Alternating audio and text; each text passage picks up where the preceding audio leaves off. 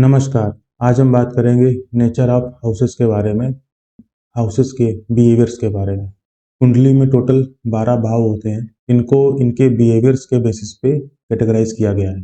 केंद्र भाव, त्रिकोण भाव, त्रिज्याया भाव, मारक भाव, उपचय भाव, त्रिक भाव। तो इन्हीं को हम एक एक करके समझेंगे। अगर हम बात करें केंद्र भाव की, ये 4 होते हैं, 1, 4, 7, 10। इन्हें विष्णु स्थान भी कहा गया है।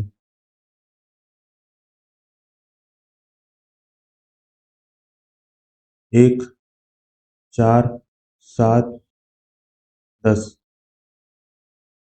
इन चारों भावों को विष्णु स्थान कहा जाता है, केंद्र भाव कहा जाता है। ये नेचुरली बेनिफिक होते हैं।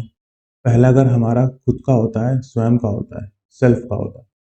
चौथा घर सुख का होता है। इसमें आपकी माता जी, माता का स्वास्थ्य, आपकी property, luxury and comfort and वाहन सुख, ये सारी चीजें इसमें आती हैं। सातवां भाव आपकी मैरिज का होता है, आपके स्पाउस का होता है। ठीक है। 10वां भाव कर्म का होता है, पब्लिक स्टेटस का होता है।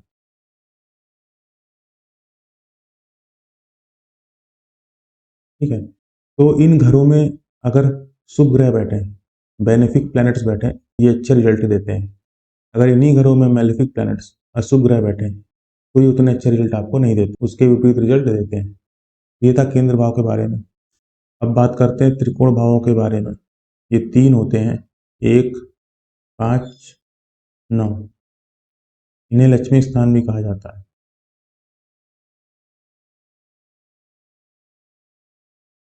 1, 5, 9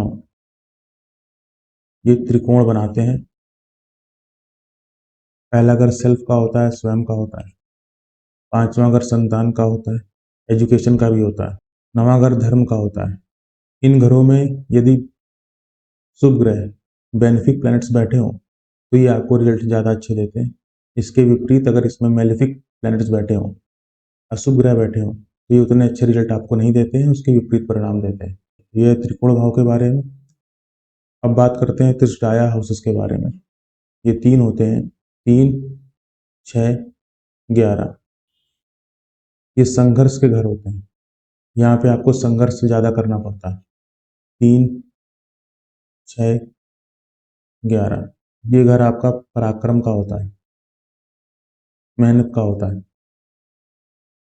और ये छठा घर आपके रोग, रिपु, ऋण, इन तीनों का होता है। 11वां घर आपके लाभ का होता है। इन तीनों भावों में संघर्ष ज़्यादा करना पड़ता है। इन घरों में अगर मेलेफिक प्लैनेट्स बैठे हों, तो ये आपको अच्छे रिजल्ट देते हैं। अगर बेनिफिक प्लैनेट्स बैठे हों, तो ये उतने अच्छे रिजल्ट आपको नहीं देते हैं। तो इन घरों में मेलेफिक प्लैनेट्स का बैठना शुभ माना जाता है, अच्छा माना जाता है। तो ये था त्रिज्याया हाउसेस के बारे में। अब बात करते हैं मारक हाउसेस की। ये 2 होते हैं, 2 और 7। ये आपका मनी हाउस होता है, आपकी फैमिली का हाउस होता है, ये आपकी मैरिज का हाउस होता है, आपके स्पाउस का हाउस होता है। ठीक है। वैसे तो परेशानी हर घर से रहती है, लेकिन जो सबसे ज़्यादा परेशानी रहती है वो इन्हीं 2 घरों से रहती है ना? Money related, family related and spouse related. सबसे ज़्यादा परेशानी आपको इन्हीं 3 में होती है। नाम ही है मारक हाउस, है ना? इसमें नाम से ही पता चल रहा है कि मार पड़ रही है। इन घरों में अगर बेनिफिक प्लैनेट्स बैठे हों, शुभ ग्रह बैठे हों, तो ये आपको रिजल्ट अच्छे देते हैं। इसके विपरीत यदि मेलेफिक प्लैनेट्स, अशुभ ग्रह बैठे हों, तो रिजल्ट आपको उतने अच्छे नहीं देते हैं। तो ये है मारक भाव के बारे में। अब बात करते हैं उपचय हाउसेस के बारे में। ये 4 होते हैं, 3, 6, 10, 11। पराक्रम, रोग, रिपु, ऋण, ये कर्म और लाभ। ये हाउसेस समय के साथ अपने आप को ग्रो करते हैं। ये शुरुआत में, स्टार्टिंग में उतने अच्छे नहीं होते हैं। समय के साथ साथ ये अपने आप को ग्रो करते हैं। इन हाउसेस में यदि मेलेफिक प्लैनेट्स बैठे हों, तो ये आपको रिजल्ट ज़्यादा अच्छे देते हैं। और अगर बेनिफिक प्लैनेट्स बैठे हों तो ये उतने अच्छे रिजल्ट आपको नहीं देंगे। ठीक है, तो ये रहा उपचय हाउसेस के बारे में। अब बात करते हैं त्रिक भावों के बारे में। ये 3 होते हैं, 6, 8, 12। 6, 8 और 12। छठा घर रोग, रिपु, ऋण,